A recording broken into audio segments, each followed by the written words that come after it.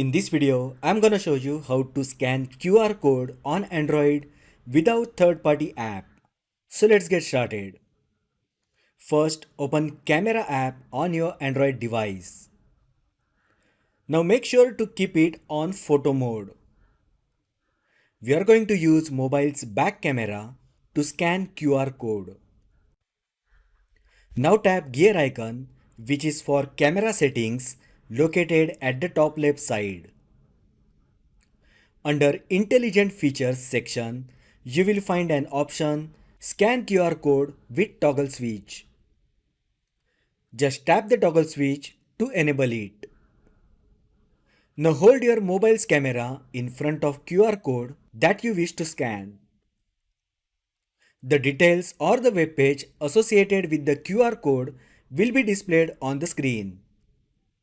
Just tap the URL and you will be redirected to the web link. So that is how you can scan QR code on Android without third-party app. If you find the video helpful, then like the video, share with your friends and subscribe to my channel. Thanks for watching and I will see you in the next video.